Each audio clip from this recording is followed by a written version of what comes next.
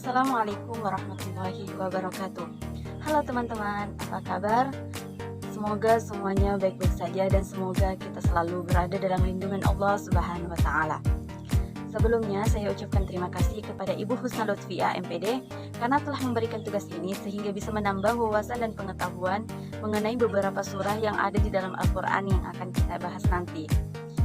Adapun video ini dibuat untuk memenuhi tugas ujian tengah semester dalam mata kuliah Al-Quran Hadis SD, SMP, SMA. Teman-teman sekalian, ada pepatah mengatakan tak kenal maka tak sayang. Maka sebelumnya perkenalkan, saya Nurul Azizah dengan NIM 2030202204 dari kelas PAI 6, Program Studi Pendidikan Agama Islam, Fakultas Ilmu Tarbiyah dan Keguruan Universitas Islam Negeri Raden Fata, Palembang.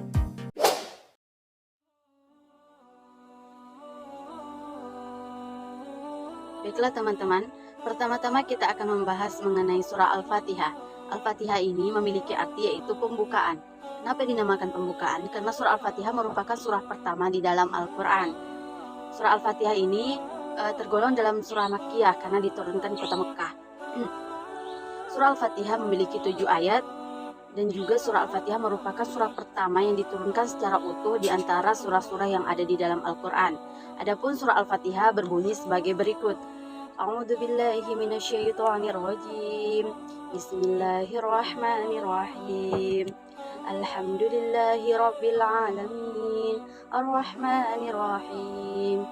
Maliki yaumiddin. Iyyaka na'budu wa iyyaka nasta'in. Ihdinas siratal mustaqim. Siratal ladzina an'amta 'alaihim ghairil maghdubi 'alaihim waladdallin. Amin. Bismillahirrahmanirrahim. Dengan menyebut nama Allah yang Maha Pengasih, Maha Penyayang. Alhamdulillahi Rabbil Alamin. Segala puji bagi Tuhan, segala puji bagi Allah, Tuhan seluruh alam. Ar-Rahmanir-Rahim, yang Maha Pengasih, Maha Penyayang. Maliki Yaumiddin, pemilik hari pembalasan. Iyyaka na'budu wa iyyaka nasta'in. Hanya kepada Engkaulah kami menyembah dan hanya kepada Engkaulah kami memohon pertolongan. Ihdinas siratal mustaqim. Tunjukilah kami jalan yang lurus. Siratal ladzina an'amta 'alaihim, yaitu jalan orang-orang yang telah Engkau beri nikmat kepadanya. Ghairil maghdubi 'alaihim waladdallin. Bukan jalan mereka yang sesat, bukan jalan mereka yang dimurkai dan bukan pula jalan mereka yang sesat. Teman-teman sekalian, ayat ini atau surah Al-Fatihah ini memiliki makna yang pertama yaitu tauhid. Tauhid dibagi menjadi 3. Di dalam ayat ini, di dalam surah Al-Fatihah ini dijelaskan 3 tauhid. Yang pertama, tauhid rububiyah, pengesaan terhadap perbuatan Allah, yaitu meyakini bahwa seluruh alam, seluruh yang ada di muka bumi ini diciptakan oleh Allah Subhanahu wa taala. Yang kedua yaitu tauhid uluhiyah, pengesaan ibadah kepada Allah. Maksudnya yaitu meyakini yaitu seorang manusia beribadah hanya kepada Allah Subhanahu wa taala, bukan yang lain. Yang ketiga yaitu tauhid asma wa sifat. Maksudnya yaitu bahwa Allah memiliki sifat yang sempurna yang berbeda di antara makhluk-makhluknya. Yang kedua, surah ini menjelaskan tentang kenabian. Ihdinas siratal mustaqim. Ihdinas siratal mustaqim. Tunjukilah kami jalan yang lurus. Nah, nabi-nabi diciptakan, nabi-nabi merupakan petunjuk untuk jalan-jalan yang lurus. Ditugaskan oleh Allah untuk memberikan jalan yang benar. Yang ketiga, ayat ini menjelaskan bahwa Maliki Yaumiddin, yang menguasai hari pembalasan. Kita ketahui bahwa setiap amal perbuatan manusia, baik itu buruk, baik, akan dibalas oleh Allah Subhanahu wa taala. Yang keempat, surah ini menjelaskan tentang takdir, sesuatu yang takdir yang telah ditetapkan oleh Allah. Yang kelima, ayat ini juga menjelaskan tentang membantah ahli-ahli bid'ah. Sebagaimana ihdinas siratal mustaqim, tunjukilah kami jalan yang lurus, yaitu jalan orang yang mengetahui kebenaran dan mengamalkannya. Jadi orang-orang yang sering ahli bid'ah melakukan sesuatu yang melenceng dari kebenaran dibantah oleh surah Al-Fatihah ini. Dan yang terakhir yang bisa kita tarik dari surah Al-Fatihah ini, yaitu seorang muslim harus ikhlas dan hanya meminta tolong, meminta kepada Allah Subhanahu wa taala. Yang tertera iyyaka na'budu wa iyyaka nasta'in. Nah, ayat surah Al-Fatihah ini merupakan juga surah Ummul Quran, Ummul Kitab, induknya Al-Quran atau induknya kitab. Kenapa? Karena surah Al-Fatihah ini terdapat wajib dibaca di dalam sholat kita. Itulah kenapa surah Al-Fatihah ini dijuluki sebagai Ummul Kitab. Baiklah teman-teman sekalian, yang kedua yaitu surah Al-Falaq. Nah, surah Al-Falaq ini memiliki arti yaitu waktu subuh. Surah Al-Falaq terdiri dari 5 ayat dan tergolong dalam surah Makkiyah. Adapun surah Al-Falaq berbunyi yaitu A'udzu billahi minasyaitonir rajim. Bismillahirrahmanirrahim.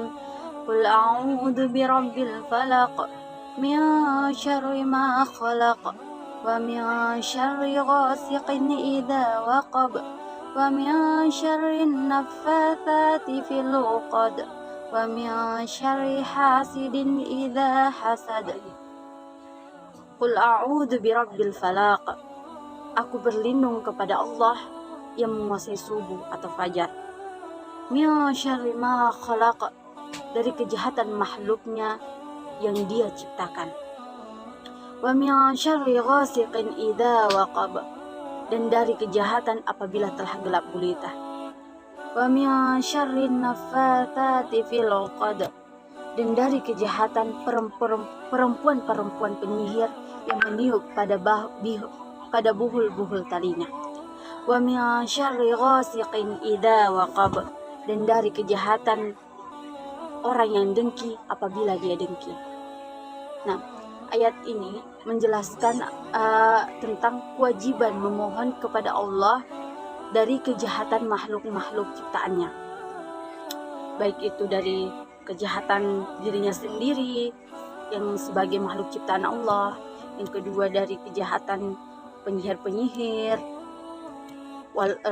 apabila pada saat sudah gelap gulita, dan juga ayat ini menjelaskan kewajiban perlindungan diri terhadap orang-orang yang dengki kepada kita sebagai makhluk ciptaan Allah.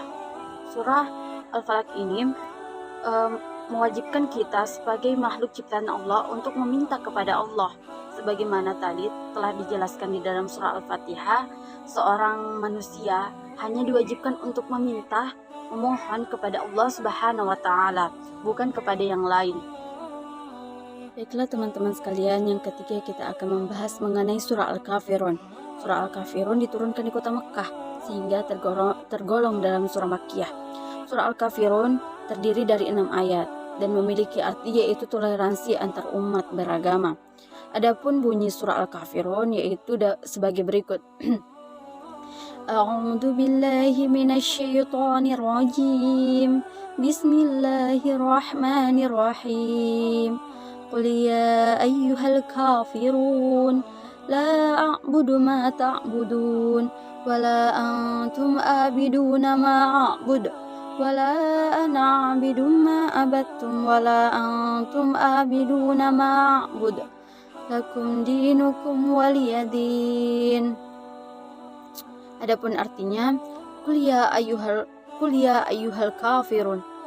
Katakanlah Muhammad, wahai orang-orang kafir. La a'budu ma ta'budun. Aku tidak menyembah apa yang kamu sembah.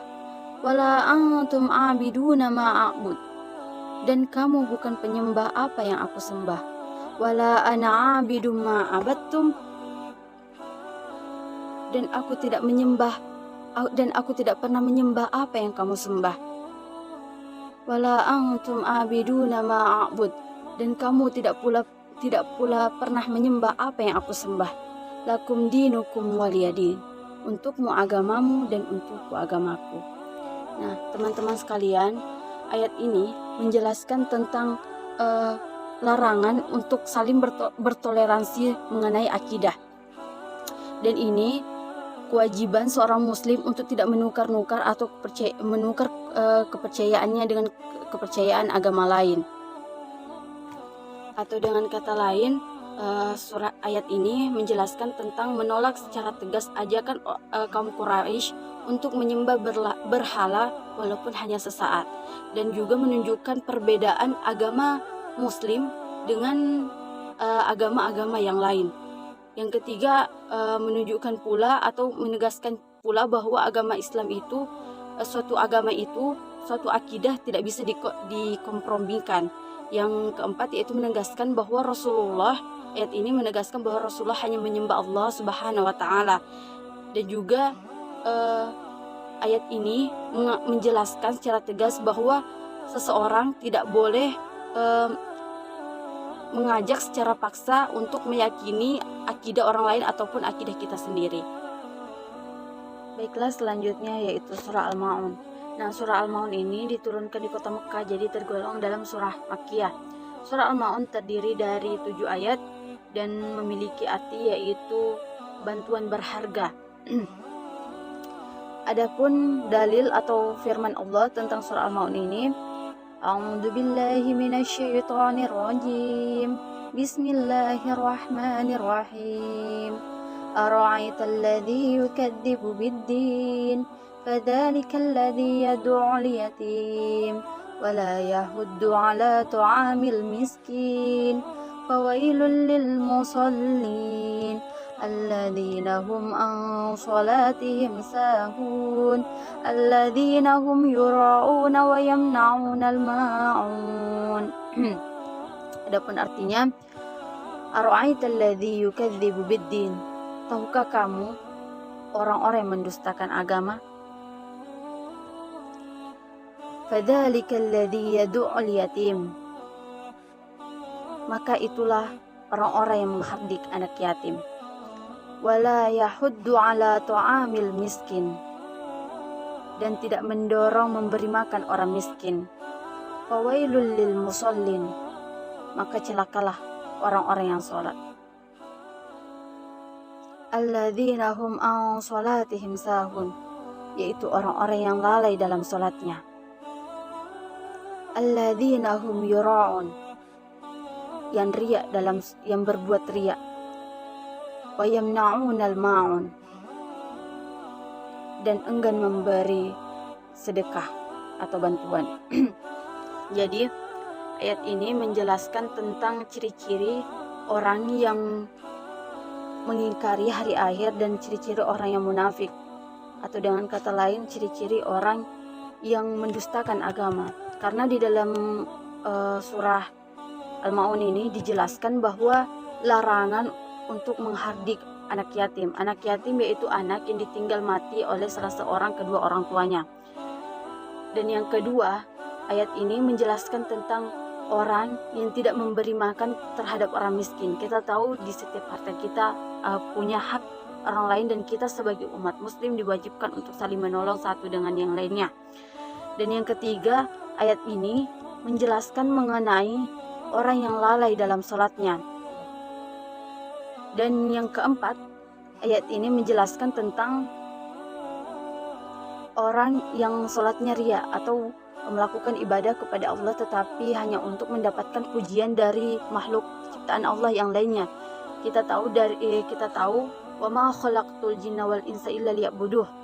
Nah, di situ Allah menjelaskan bahwa Allah menciptakan manusia dan jin itu hanya untuk beribadah kepada Allah, dan juga dijelaskan dari surah-surah sebelumnya bahwa seorang manusia beribadah kepada Allah hanya kepada Allah, dan jika seseorang itu beribadah tetapi hanya untuk mendapatkan pujian, itu termasuk orang yang mendustakan agama.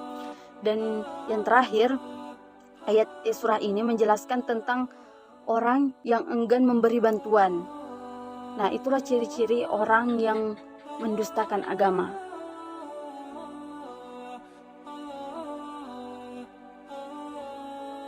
Baiklah teman-teman, kali ini kita akan membahas mengenai surah Al-Ikhlas.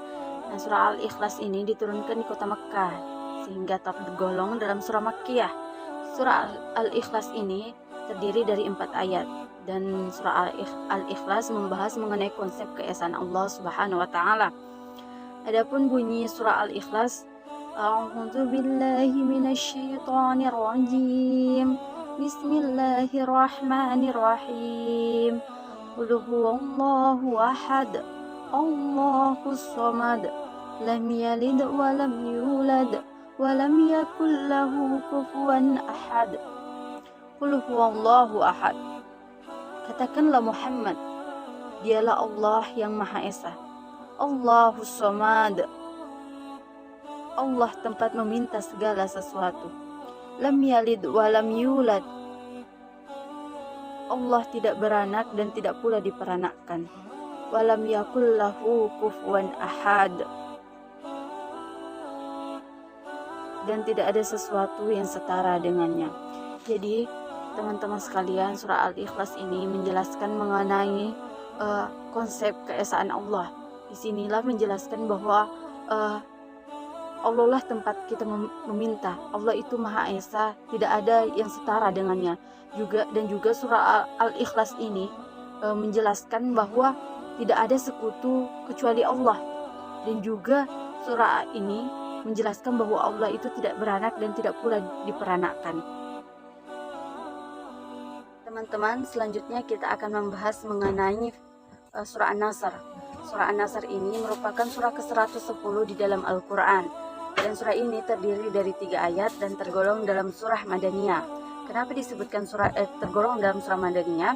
Karena surah An-Nasr ini diturunkan setelah Rasulullah SAW hijrah ke kota Madinah.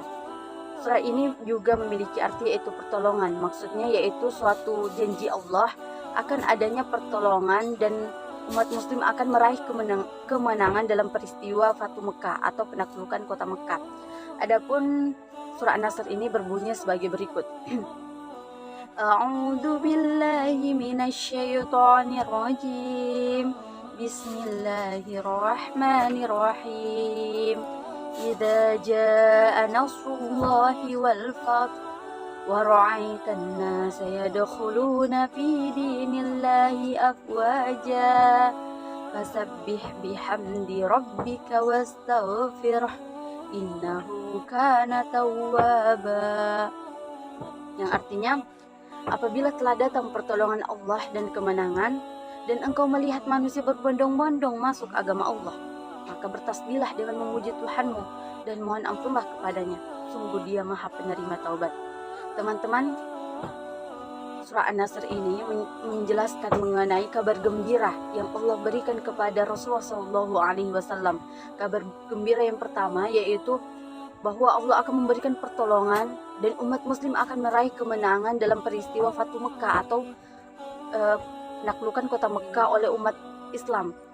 Nah, juga surah An-Nasr ini menjelaskan bahwa sesuatu yang belum terjadi sudah tertulis jelas di dalam Al-Quran. Yang kedua, surah ini menjelaskan kabar gembira yang kedua yaitu setelah terjadinya penaklukan kota Mekah, maka manusia akan berbondong-bondong untuk masuk ke dalam agama Islam. Hal ini sudah terbukti bahwa setelah terjadinya Fatu Mekah ini, para masyarakat Jazirah Arab yang kala itu berbondong-bondong masuk ke dalam agama Islam atau mengucapkan 2 kalimat syahadat. Yang ketiga, ayat ini memerintahkan kita untuk senantiasa memuji Allah dan senantiasa memohon ampunan kepada Allah. Teman-teman, selanjutnya kita akan membahas mengenai surah Al-Kautsar.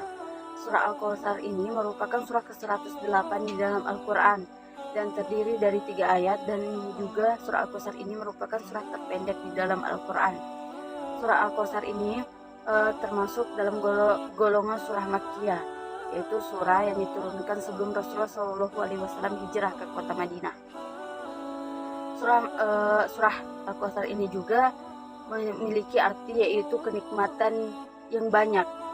Adapun firman Allah mengenai surah Al-Kautsar, A'udzu billahi minasyaitonir rajim. Bismillahirrahmanirrahim. Inna a'tainakal kautsar fasholli li rabbika wanhar inna syani'aka huwal abtar.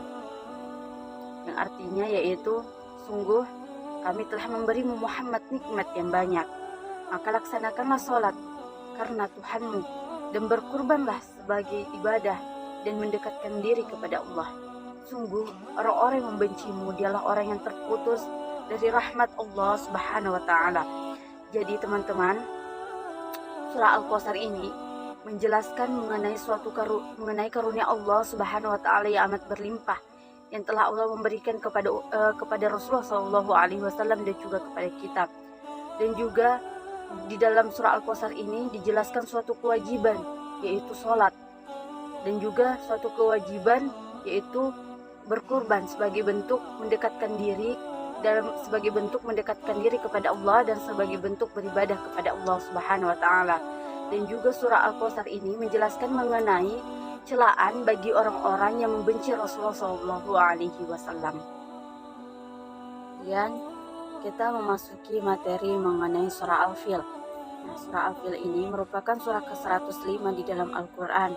Dan surah ini terdiri dari 5 ayat dan tergolong dalam surah Makkiyah. Surah Al-Fil ini memiliki arti yaitu gajah, yang mana diambil dari ayat pertama. Adapun surah Al-Fil ini berbunyi sebagai berikut.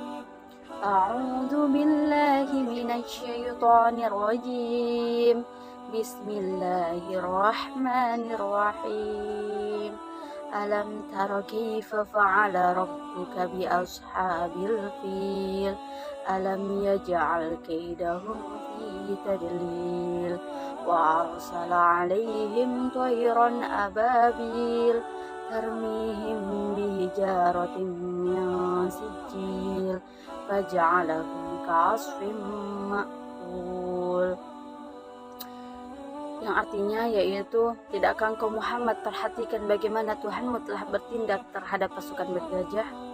Bukankah dia telah menjadikan tipu daya mereka itu sia-sia? Dan dia mengirimkan kepada mereka burung yang berbondong-bondong, yang melempari mereka dengan batu dari tanah yang dibakar, sehingga mereka dijadikannya seperti daun-daun yang dimakan orang. Teman-temanku sekalian, surah ini menjelaskan mengenai pasukan bergajah, yang mana kala itu ada pasukan bergajah yang dipimpin oleh Raja Abraham yang mana mereka berniat untuk menghancurkan Ka'bah. Tetapi hal itu tetapi Allah Subhanahu wa taala menjadikan rencana mereka itu sia-sia. Karena kenapa? Telah dijelaskan di ayat ketiga tadi, dan dia mengirimkan kepada mereka burung-burung yang berbondong-bondong. Di sini Allah telah mengirimkan pasukan bergajah tersebut, yaitu burung yang dinamakan burung ababil, yang mana burung ababil itu mengambil batu atau tanah liat yang diambil dari neraka jahanam, dan kemudian dilemparkan kepada pasukan bergajah tersebut. Dan juga dijelaskan sehingga mereka dijadikannya seperti daun-daun yang dimakan ulat, sehingga pasukan bergajah itu binasa semuanya seperti daun-daun yang dimakan ulat. Baiklah teman-teman, selanjutnya kita akan membahas mengenai surah At-Tin.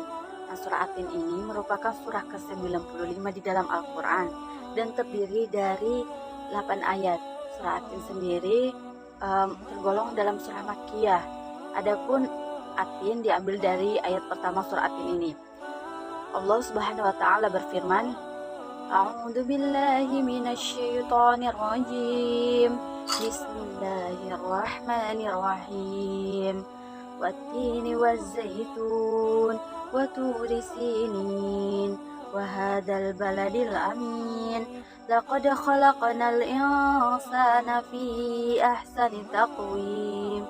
Thumma radadnahu asfala safilin. إلا الذين آمنوا وعملوا الصالحات فلهم أجر غير ممنون فما يكذبك بعد بالدين أليس الله بأحكم الحاكمين. Sadaqallahul azim. Adapun surah At-Tin ini memiliki arti yaitu demi buah tin dan buah zaitun, demi gunung Sinai, dan demi negeri Mekah yang aman ini. Sungguh, kami telah menciptakan manusia dalam bentuk yang sebaik-baiknya. Kemudian kami kembalikan dia ke tempat yang serendah-rendahnya. Kecuali orang-orang yang beriman dan mengerjakan kebajikan, maka mereka akan mendapatkan pahala yang tidak akan ada putus-putusnya. Maka apa yang menyebabkan mereka mendustakanmu tentang hari pembalasan setelah adanya keterangan-keterangan itu? Bukankah Allah hakim yang maha adil? Teman-teman sekalian, surah At-Tin ini menjelaskan mengenai suatu penegasan bahwa Allah Subhanahu wa taala telah menciptakan manusia dalam bentuk yang sebaik-baiknya, dalam bentuk yang sesempurna-sempurnanya dari makhluk-makhluk Allah yang lain. Maka dari itu, sebagai makhluk dari ciptaan Allah, maka manusia akan mendapatkan tempat yang paling rendah jika mereka memiliki kekufuran dan kemaksiatan kepada Allah Subhanahu wa taala. Dan juga dijelaskan pada ayat terakhir, maka apa yang menyebabkan mereka mendustakan tentang hari pembalasan setelah adanya keterangan-keterangan itu. Dari ayat ke-7 itu dijelaskan bahwa Allah Subhanahu wa taala akan membalas orang-orang atau manusia-manusia yang bermaksiat dari Allah Subhanahu wa taala. Maka dari itu, kita sebagai manusia harus senantiasa beribadah sebagai makhluk dan ciptaan Allah Subhanahu wa taala.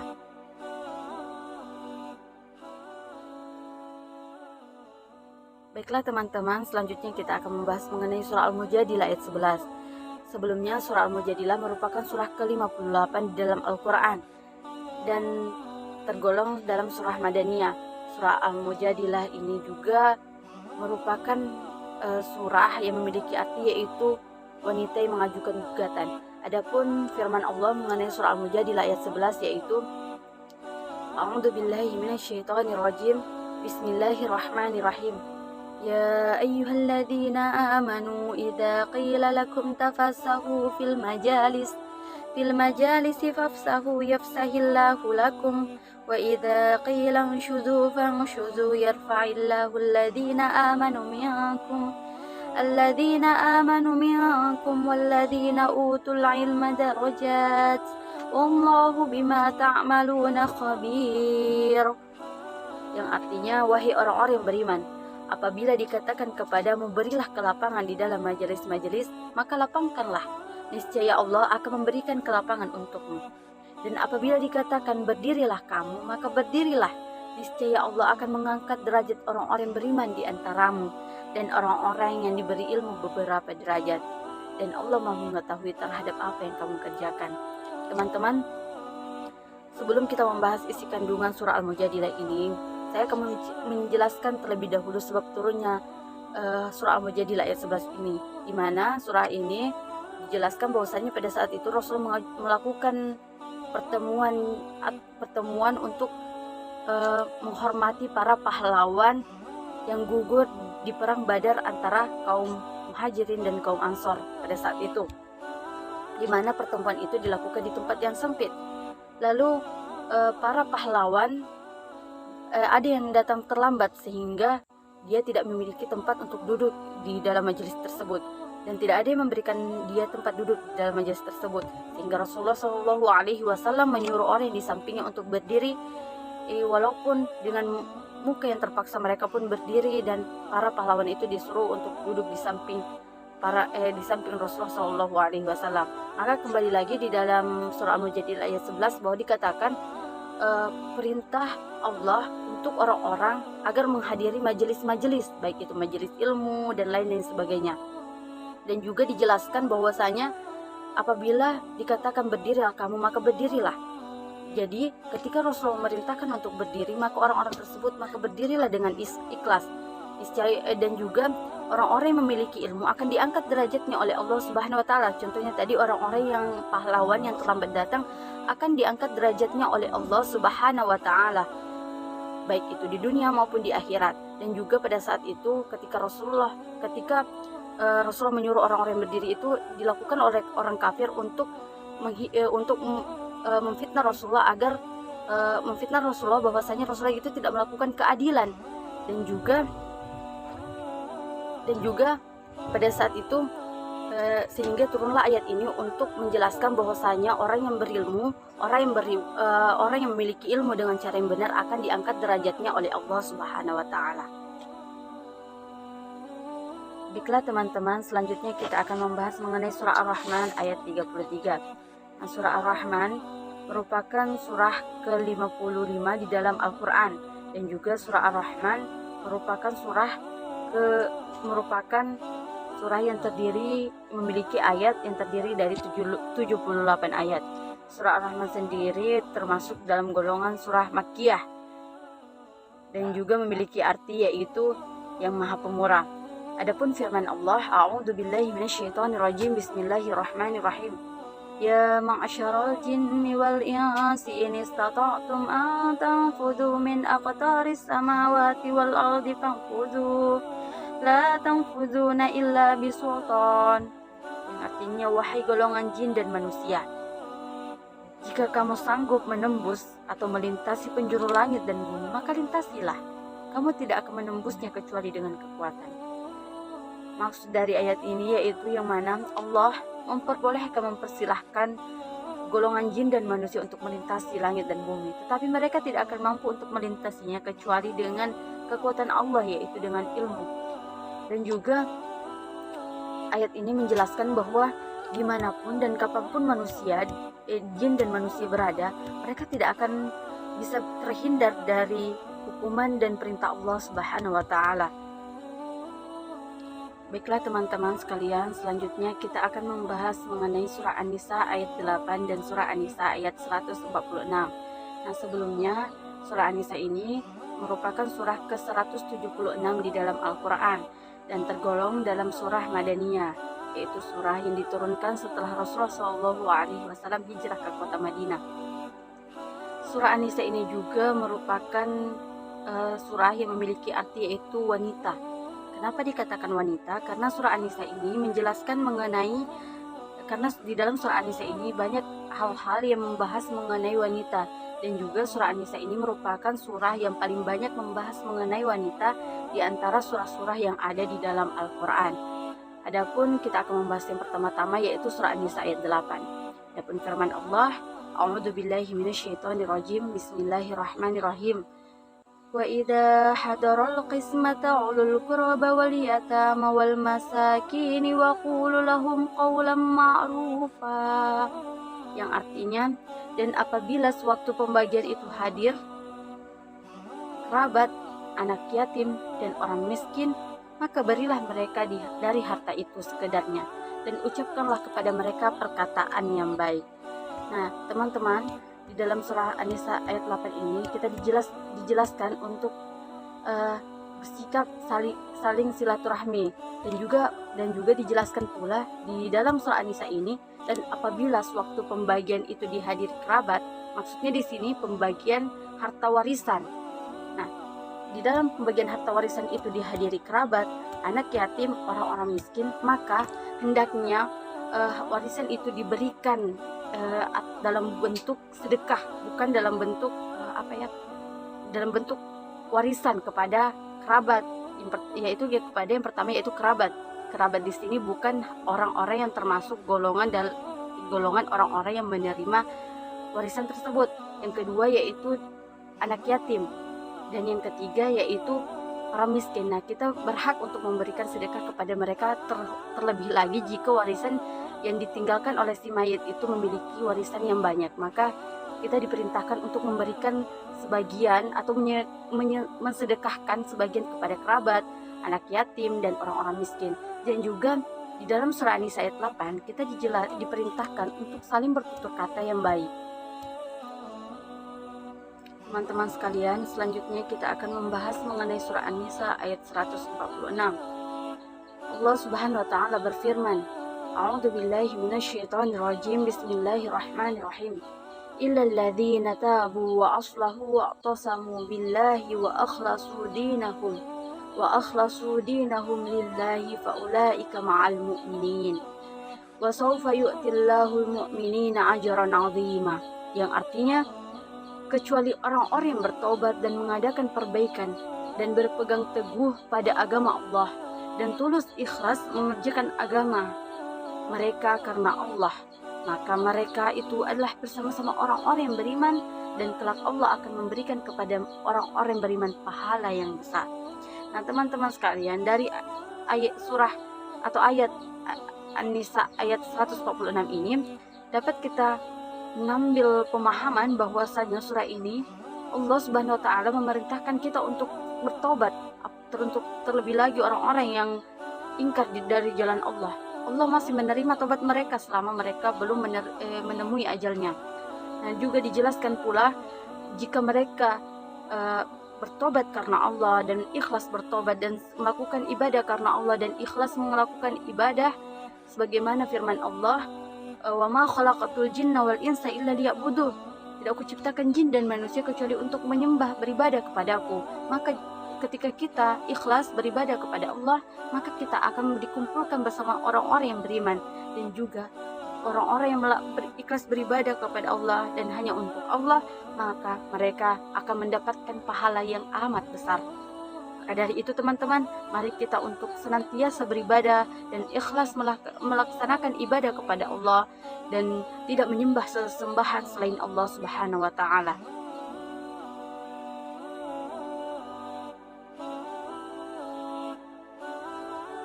Baiklah teman-teman sekalian, selanjutnya kita akan memasuki materi mengenai surah Al-Baqarah ayat 153. Surah Al-Baqarah ini merupakan surah kedua di dalam Al-Quran setelah Al-Fatihah. Surah ini juga tergolong dalam surah Madaniyah.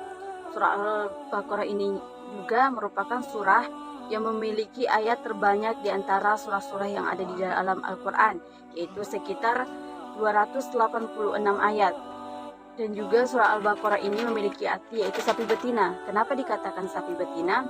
Karena surah Al-Baqarah ini merupakan di dalamnya terdapat kisah perintah Allah kepada Bani Israel untuk menyembelih sapi betina. Dan juga selain itu surah Al-Baqarah juga memerintahkan tentang disebutkan juga sebagai Fistatul Quran, yaitu puncaknya Al-Quran, karena di dalam surah Al-Baqarah memuat beberapa hukum-hukum yang tidak terdapat dalam surah-surah lainnya. Adapun firman Allah dalam surah Al-Baqarah, A'udzubillahi minasyaitonirrajim, Bismillahirrahmanirrahim. Ya ayyuhalladzina amanu ista'inu bis-sabri was-shalah, innallaha ma'as-sabirin. Yang artinya, wahai orang-orang yang beriman, mohonlah pertolongan kepada Allah dengan sabar dan sholat. Sungguh Allah beserta orang-orang yang sabar. Jadi teman-teman, di dalam surah Al-Baqarah ini Allah memerintahkan untuk sabar dan sholat, menjadikan sabar dan sholat sebagai penolong. Maksudnya seperti apa? Ketika seseorang tertimpa musibah, tertimpa suatu permasalahan, maka dia bersabar dan meminta pertolongan kepada Allah dengan sholat. Dan juga di ayat terakhirnya, innallaha ma'as-sabirin, sesungguhnya Allah bersama orang-orang yang sabar. Jadi ketika seseorang tertimpa musibah dan dia tetap bersabar, maka dia bersama Allah dan akan datang pertolongan Allah kepadanya. Baiklah teman-teman, selanjutnya kita akan membahas mengenai surah Ali Imran ayat 134. Surah Ali Imran ini merupakan surah ketiga di dalam Al-Quran setelah surah Al-Baqarah. Surah Ali Imran tergolong dalam surah Madaniyah, yaitu surah yang diturunkan setelah Rasulullah SAW hijrah ke kota Madinah. Surah Ali Imran ini juga terdiri dari 200 ayat dan memiliki arti yaitu keluarga Ali. Surah Ali Imran ini adapun firman Allah ayat 134, A'udzubillahi minasyaitonirrajim, Bismillahirrahmanirrahim. Alladzina yunfiquna fis sarai wad darai wal kadhimina al-ghaidha wal 'afina 'anil nas wallahu yuhibbul muhsinin. Yang artinya yaitu orang yang berinfak baik di waktu luang, baik di waktu lapang maupun dalam waktu sempit, dan orang-orang yang menahan amarahnya dan memaafkan kesalahan orang lain, dan Allah mencintai orang-orang yang berbuat kebaikan. Nah teman-teman, dari surah Ali Imran ayat 134 ini dapat kita mengetahui ada beberapa kriteria orang-orang yang Allah cintai, yaitu yang pertama yaitu orang yang menyinfakkan hartanya, baik dalam atau mensedekahkan hartanya, baik dia dalam keadaan susah maupun tidak. Yang kedua, ciri-ciri orang yang Allah cintai yaitu orang yang menahan amarahnya. Kita tahu bahwa amarah datangnya dari syaitan, dan orang-orang yang menahan amarahnya termasuk orang-orang yang Allah cintai dan termasuk orang-orang yang melakukan kebaikan. Yang ketiga yaitu orang yang memaafkan kesalahan orang lain. Orang yang memaafkan kesalahan orang lain terhadap dirinya atau memaafkan kesalahan orang yang telah menzoliminya, itu termasuk orang-orang yang Allah cintai dan termasuk orang-orang yang berbuat kebaikan. Selanjutnya teman-teman, kita akan membahas mengenai surah Al-Anfal ayat 27. Surah ini merupakan surah ke-8 di dalam Al-Quran. Surah Al-Anfal juga terdiri dari 75 ayat dan tergolong dalam surah Madaniyah. Surah Al-Anfal ini memiliki arti yaitu jarahan atau harta rampasan. Sebenarnya surah ini membahas mengenai tata cara berperang, hukum perang, dan juga pembagian hasil harta rampasan hasil perang. Adapun firman Allah dalam surah Al-Anfal ayat 27, A'udzubillahi minasyaitonirrajim, Bismillahirrahmanirrahim. Ya ayyuhalladzina amanu la takhunullaha wa rasulah wa takhunu amanatikum wa antum ta'lamun. Wahai orang-orang yang beriman, janganlah kamu mengkhianati Allah dan juga janganlah kamu mengkhianati amanah yang dipercayakan kepadamu sedangkan kamu mengetahui. Teman-temanku sekalian, sebelumnya saya akan menjelaskan surah ini diturunkan disebabkan oleh salah satu sahabat Rasulullah yang berkhianat kala itu, yaitu Abu Lubabah, yang pada saat itu Rasulullah ingin mengepung suku Quraisyah, namun sebagian harta rampasannya hartanya berada di suku tersebut, dan dia pun berkhianat kepada Rasulullah sekala itu. Dan namun Abu Lubabah telah bertaubat dan dia bersumpah kala itu bahwa dia tidak akan melakukan apapun sampai ia mati kecuali Allah mengampuninya, sampai dia mengikat dirinya di tiang-tiang masjid dan Allah mengampuni beliau. Nah, di sini surah ini untuk memperingati bahwa Allah memperingatkan kepada manusia jangan sampai ia mengkhianati orang lain. Di sini dijelaskan janganlah kamu mengkhianati Allah dan Rasulnya. Dan juga di sini juga dijelaskan bahwa jangan sampai ia mengkhianati amanah-amanah yang telah dipercayakan kepadanya. Contohnya yaitu ketika seseorang memberikan amanah kepadanya dan dia melanggar amanah tersebut. Itu larangan yang diperintahkan di dalam surah Al-Anfal ayat 27 ini. Baiklah teman-teman, kita akan membahas mengenai surah Al-Ahqaf ayat 13. Nah, surah Al-Ahqaf ini merupakan surah ke-46 di dalam Al-Quran dan terdiri dari 36 ayat. Surah Al-Ahqaf ini tergolong dalam surah Makkiyah, yaitu surah yang diturunkan sebelum Rasulullah SAW hijrah ke kota Madinah. Surah Al-Ahqaf ini memiliki arti yaitu bukit-bukit pasir. Adapun firman Allah di dalam surah Al-Ahqaf ayat 13, A'udzubillahi minasyaitonirrajim, Bismillahirrahmanirrahim. Innal ladzina qalu rabbuna Allah tsumma istaqamu fala khaufu 'alaihim wala hum yahzanun. Sesungguhnya orang-orang yang berkata Tuhan kami adalah Allah, kemudian mereka tetap istiqomah, tidak ada rasa khawatir pada mereka dan tidak pula bersedih hati. Jadi teman-teman sekalian, surah Al-Ahqaf ayat 13 ini menjelaskan mengenai orang-orang yang mengatakan secara lantang di dalam dirinya dan juga mengatakan bahwa Tuhannya adalah Allah dan tidak ada keraguan di dalam dirinya, dan dia mengatakan dengan sungguh-sungguh dari dalam hatinya, maka orang tersebut tidak akan merasa khawatir dan tidak akan merasa bersedih hati ketika di akhirat kelak, ketika hari perhitungan kelak, karena dia sudah beriman kepada Allah dan dia akan dipertemukan dengan orang-orang yang beriman. Jadi ketika seseorang yang sudah beriman kepada Allah, maka tidak akan ada keraguan di dalam dirinya dan tidak akan merasa takut akan adanya hari akhirat atau akan adanya hari perhitungan nanti.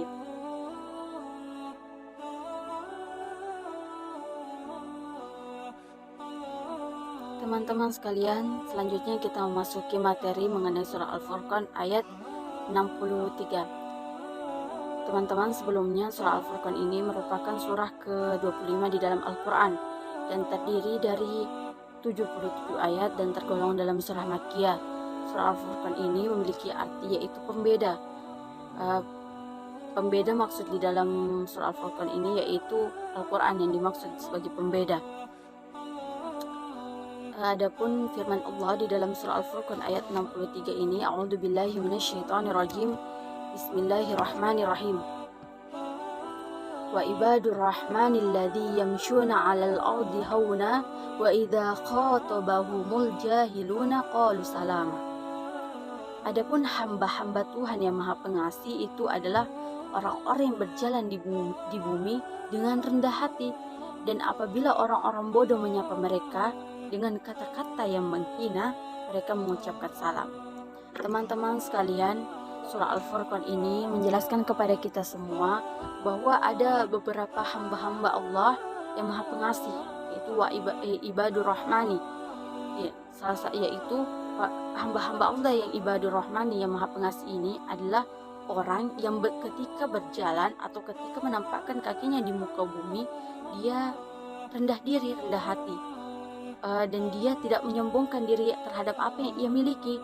Kemudian ketika ada yang menghina dia, ketika ada yang mencaci maki dia, dan ada yang berkata kasar kepadanya, dan dia tidak menanggapi dengan hal yang sama, tetapi beliau mengucapkan salam dan berkata yang baik dan mendoakan mereka dengan kebaikan. Hal ini juga pernah dicontohkan oleh Rasulullah SAW ketika beliau dicaci maki oleh kaum Quraisy saat itu, dan dia tidak membalas dengan hal yang serupa, namun Rasulullah mendoakan mereka agar mereka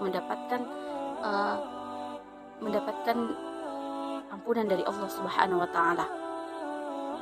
Selanjutnya teman-teman, kita akan membahas mengenai surah Al-Isra ayat 27. A'udzu billahi minasyaitonir rajim. Bismillahirrahmanirrahim. Innal mubadzirina kanu ikhwana syayatin wa kana syaitanu lirabbih kafura. Yang artinya, sesungguhnya para pemboros itu adalah saudara-saudara syaitan, dan syaitan itu sangat ingkar kepada Tuhannya.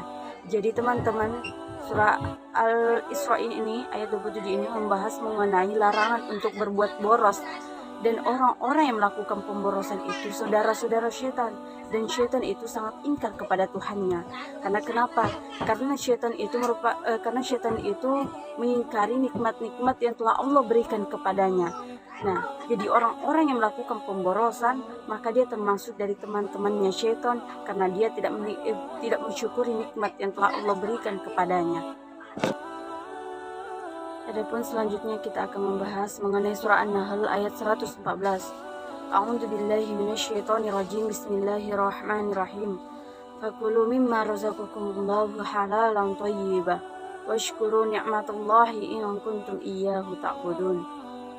Makanlah sebagian dari apa yang telah Allah anugerahkan kepadamu sebagai rezeki yang halal lagi baik, dan syukurilah nikmat Allah jika kamu menyembah kepadanya.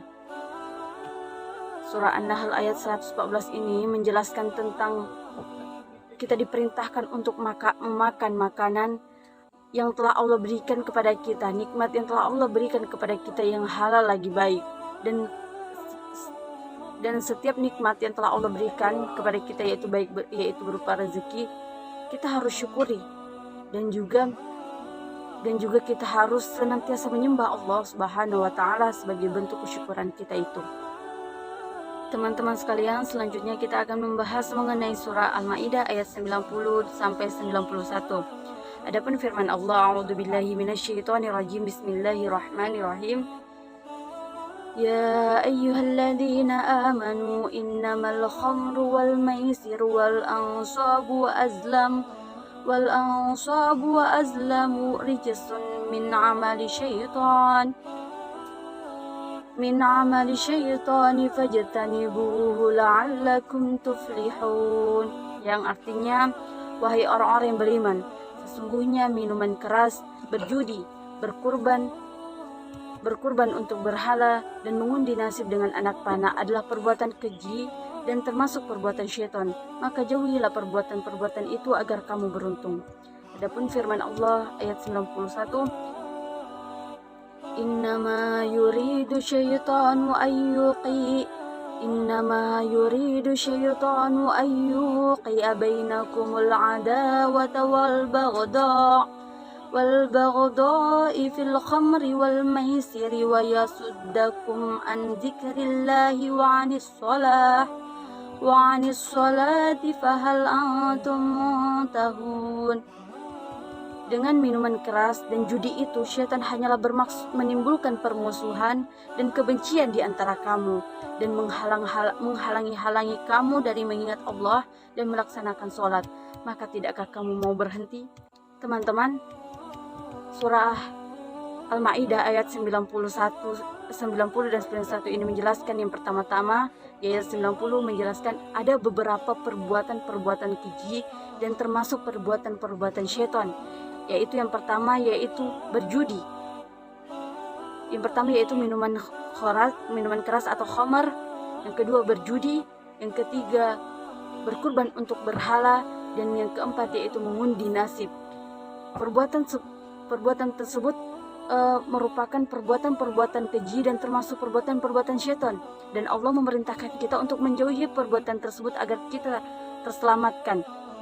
Adapun juga dilanjutkan di dalam surah Al-Maidah ayat 91 bahwa dengan minuman keras atau khamar dan berjudi itu syaitan dapat melalui perbuatan tersebut dapat mengakibatkan permusuhan dan kebencian di antara kita. Contohnya saja ketika meminum minuman keras dengan cara berjudi, contohnya akan menimbulkan permusuhan dan kebencian di antaranya. Contoh ketika si B melakukan permainan dan si B kalah dan si B tidak menerima kekalahan tersebut, maka akan terjadi kebencian di antara kedua belah pihak, dan itu yang dilarang oleh Allah, dan itu permainannya syaitan.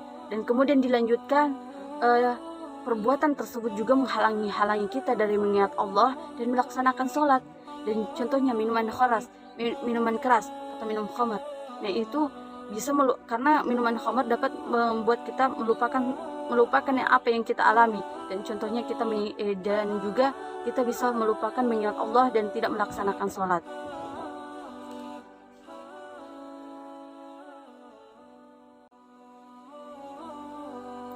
Baiklah teman-teman, selanjutnya kita akan membahas mengenai surah Az-Zumar ayat 53. Adapun firman Allah, A'udzubillahi minasyaitonirrajim. Bismillahirrahmanirrahim. Qul ya ibadiyalladzi asrafu ala anfusihim la taqnatu min rahmatillah innallaha yaghfirudz dzunuba jami'a innahu huwal ghafurur rahim. Katakanlah wahai hamba-hambaku yang melampaui batas terhadap diri mereka sendiri, janganlah kamu berputus asa dari rahmat Allah. Sesungguhnya Allah Maha mengampuni dosa-dosa semuanya. Sungguh Dialah yang Maha Pengampun, Maha Penyayang. Teman-teman sekalian, dari surah Az-Zumar ayat 53 ini dijelaskan bahwasanya Allah itu Maha Pengasih lagi Maha Pengampun, dan juga dikatakan diperintahkan kepada orang-orang yang melampaui batas dan orang-orang yang kafir untuk bertobat kepada Allah Subhanahu wa taala. Karena di sini dijelaskan bahwa Allah Subhanahu wa taala itu Maha mengampuni dosa-dosa orang selama dia belum menemui ajalnya. Dan juga Allah itu Maha Pengasih dan Maha Penyayang. Baiklah teman-teman, selanjutnya kita akan membahas surah An-Najm ayat 39 sampai 42. Adapun firman Allah, A'udzubillahi minasyaitonirrajim. Bismillahirrahmanirrahim. Wa allaysa lil insani illa ma sa'a. Dan bahwa manusia hanya memperoleh apa yang telah diusahakannya. Jadi teman-teman, surah An-Najm ayat 39 ini menjelaskan tentang manusia akan memperoleh pahala dari apa yang telah dia usahakan, dari apa yang telah dia usahakan untuk dirinya. Yang kedua yaitu wa anna sa'yahu sawfa yura, dan sesungguhnya usaha itu kelak akan diperlihatkan kepadanya. Nah, di sini dijelaskan bahwa kelak akan dipertontonkan usaha dia sebagai bentuk penghormatan kepadanya. Dan yang selanjutnya surah An-Najm ayat 41, summa yujazahu jaza'al afwah, dan kemudian akan diberikan balasan kepadanya dengan balasan yang sempurna. Jadi teman-teman, ketika seseorang sudah berusaha, entah itu baik dan buruk, akan dibalas pula oleh Allah dengan balasan yang baik maupun balasan yang buruk sesuai dengan apa yang dia usahakan. Dan yang terakhir surah An-Najm ayat 42, wa anna ila rabbikal muntaha, dan sesungguhnya kepada Tuhanmu lah kesudahan segala sesuatu. Nah, di sini Ibnu Katsir menjelaskan bahwa surah ayat ke-42 ini menjelaskan tentang bahwasanya kita semua akan kembali kepada Allah, akan kembali lagi mengenai hari di mana nanti akan kelak menjadi hari akhir, dan disitulah kita semuanya akan kembali dan akan kembali kepada Allah Subhanahu wa Ta'ala. Teman-teman sekalian, selanjutnya kita akan membahas mengenai surah Al-Imran ayat 159. Adapun firman Allah, A'udzubillahi minasyaitonirrajim, Bismillahirrahmanirrahim. Fabima rahmatin minallahi linta lahum walau kunta faddan ghalidal qalbi lanfaddu min hawlik fa'fu anhu wastaghfir lahum wasyawirhum fil amr fa idza azamta fatawakkal 'ala Allah innallaha yuhibbul mutawakkilin. Yang artinya, maka berkat rahmat Allah engkau Muhammad berlaku lemah lembut terhadap mereka. Sekiranya engkau bersikap keras dan berhati kasar, tentulah mereka menjauhkan diri dari sekitarmu. Karena itu, maafkanlah mereka dan mohon ampunlah untuk mereka, dan bermusyawarah dengan mereka dengan urusan itu. Kemudian apabila engkau telah membulatkan tekad, maka bertawakkallah kepada Allah. Sesungguhnya Allah mencintai orang yang bertawakal. Jadi teman-teman sekalian, di dalam surah Ali Imran ayat 159 ini dijelaskan bahwasanya yang pertama yaitu sikap lemah lembut, cinta kasih yang dimiliki oleh Rasulullah SAW merupakan salah satu rahmat yang telah Allah berikan kepadanya. Kemudian dilanjutkan yaitu sekiranya engkau bersikap keras dan berhati kasar. Nah, di sini dijelaskan yaitu prinsip dakwah yang diajarkan Allah kepada Rasulullah, yaitu jangan kita dalam berdakwah yaitu bersikap keras dan berhati kasar, karena ketika kita kasar kepada orang-orang, maka orang itu akan menjauhkan diri kepada kita. Dan juga dijelaskan selanjutnya untuk sabar, sebagaimana karena itu maafkanlah mereka dan mohon ampunlah untuk mereka. Nah, ketika seseorang menzolimi kita, maka kita harus memaafkan mereka dan juga memohon ampunan terhadap mereka. Dan juga kita diperintahkan untuk bermusyawarah kepada orang-orang itu mengenai sesuatu masalah, sehingga ketika sesudah selesai bermusyawarah, maka kita diperintahkan untuk hanya bertawakal kepada Allah, karena orang yang bertawakal kepada Allah akan Allah cintai. Baiklah teman-teman, selanjutnya kita akan membahas mengenai surah Al-Hujurat ayat 13. Adapun firman Allah, A'udzubillahi minasyaitonirrajim, Bismillahirrahmanirrahim. Ya ayyuhan nasu inna khalaqnakum min dzakari wa untha wa ja'alnakum syu'uban wa qaba'ila lita'arafu inna akramakum indallahi atqakum innallaha alimun khabir. Yang artinya, wahai manusia, sungguh kami telah menciptakan kamu dari seorang laki-laki dan seorang perempuan. Kemudian kami jadikan kamu berbangsa-bangsa dan bersuku-suku, agar kamu saling mengenal. Sungguh yang paling mulia di antara kamu di sisi Allah ialah orang yang paling bertakwa. Sungguh Allah Maha mengetahui, Maha teliti. Jadi teman-teman sekalian, di dalam surah Al-Hujurat ayat 13 ini menjelaskan yang pertama yaitu manusia itu berbangsa-bangsa dan bersuku-suku, dan juga manusia itu agar untuk saling menjaga ukhuwah persaudaraan di antara mereka. Dan juga teman-teman dijelaskan di surah ini bahwa manusia itu memiliki satu garis keturunan, yaitu Nabi Adam dan Siti Hawa alaihissalam. Nah, di sini kita dijelaskan untuk saling menghargai, saling menghormati, dan saling menjaga persaudaraan atau tali silaturahmi antara manusia. Sesungguhnya dijelaskan pula orang yang paling mulia di sisi Allah yaitu orang yang bertakwa. Dan selanjutnya dijelaskan bahwa sifat Allah yang maha teliti, yang maha mengetahui atas segala sesuatu.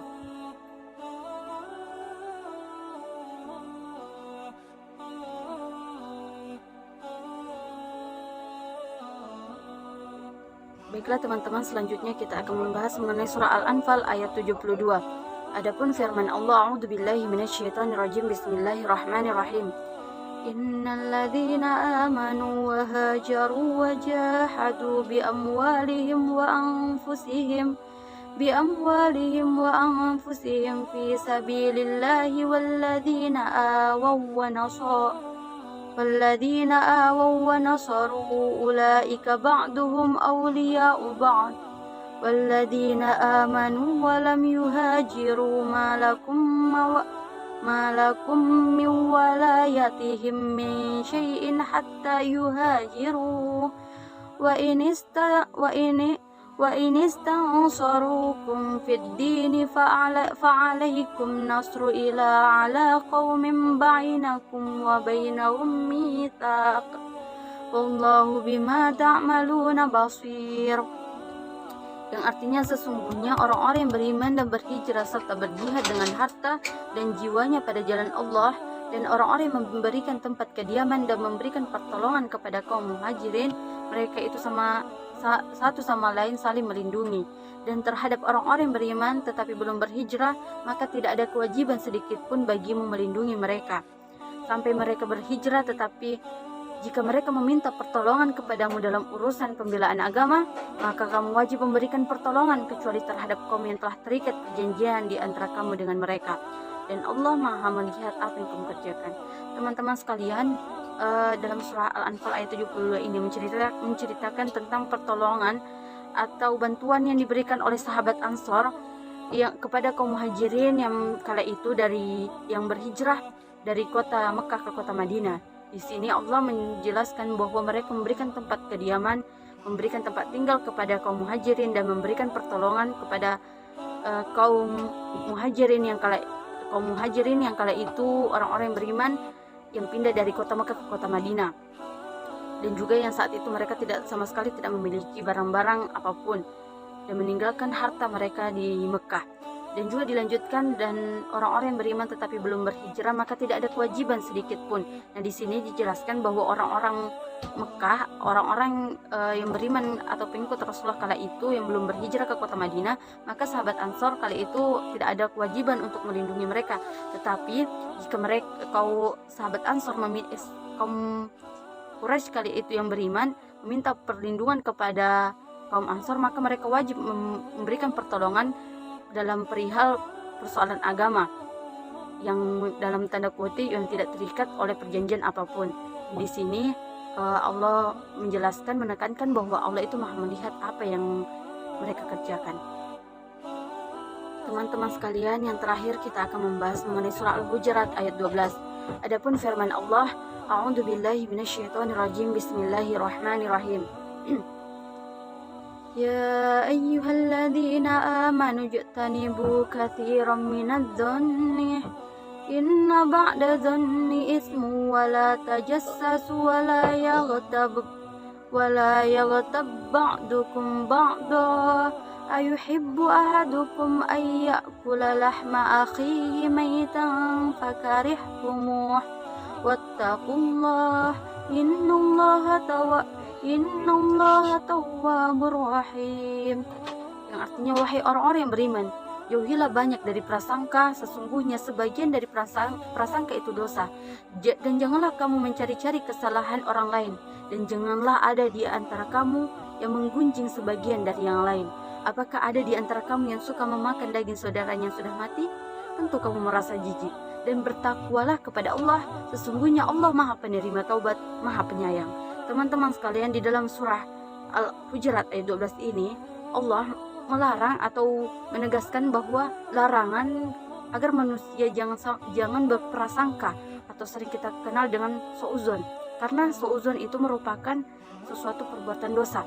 Dan juga dilanjutkan yang larangan yang kedua, yaitu jangan mencari-cari kesalahan orang lain. Contohnya mencari-cari kesalahan orang lain agar bisa menjelek-jelekan atau menjatuhkan orang lain tersebut. Allah melarang hal tersebut. Dan yang ketiga, Allah melarang menggunjing atau menggibahi atau menggosip, yang sering kita kenal gosip terhadap orang lain, karena itu dijelaskan bahwasanya itu termasuk sama halnya seperti kita memakan daging saudara kita yang sudah mati, dan itu termasuk suatu perbuatan yang keji. Dan Allah menjelaskan, maka bertaubatlah karena Allah Maha menerima taubat dan juga Allah Maha penyayang.